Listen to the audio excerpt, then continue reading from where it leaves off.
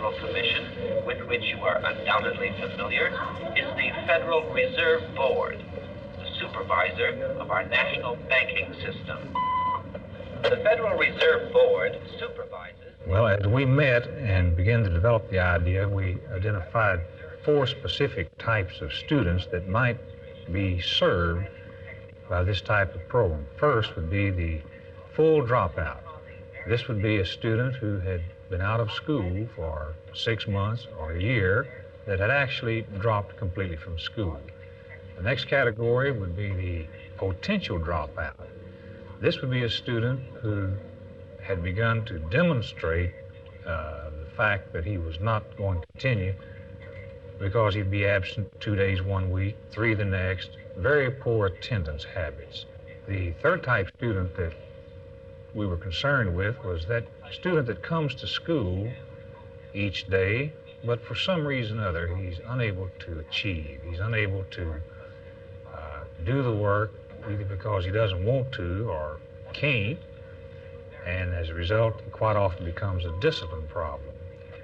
And then, of course, we had one more category, a special student, where we would be able to provide a course here that was not being offered in the regular high school. Many of them we tried to get in the downtown metropolitan schools, but it was becoming crowded. So the idea came up of establishing our own satellite or metropolitan type school. Many of our students, here again, many of them dropped out because they had to work. And if we were able to show them how they could come to school part of the time and work part of the time, then we satisfied the problem of needing the income. Our structure is that the center is open from 8:30 to 3:30. A kid can come for as many hours as he wants to. He can stay all day, he can stay a half a day, he can come Monday, Wednesday, and Friday, he can come 1 day a week. We'll leave that up to him because his progress is the thing that's important. Really, one question is, if they come in and perhaps spend 4 hours at the minimum, how can they learn in 4 hours what students spend all day in school? Suppose a child comes in here and he wants to take only one course at a time. Maybe he enrolls in Algebra 3, and he may come over here and spend 3 hours a day, 5 days a week in Algebra 3, and stay with it until he finishes.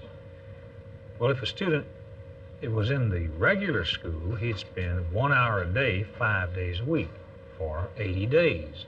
It comes out somewhere in the neighborhood of 90 to 100 hours. And it would be the same over here. And when the students come over here, it's the counselors have already worked out their program, and they've told the student on the long haul, in order for you to graduate, here's what you must have. So the student then comes over here and he begins pecking away at those courses he needs. What is the motivating factor? They're in a classroom over at the high school and they don't want to do any of the English or algebra, but you get them over here and they sit around a table and work together and go through the subject matter. What's the difference? Well, human nature being what it is, different people can perform in different manners under different circumstances. And some students in the structured program with its authoritarianism and its requirements, they feel too restricted. Now, I know that we're going to get out of school and move into a society where we have to conform. But these kiddos, for some reason or other, they just can't seem to perform in the formal, structured classroom.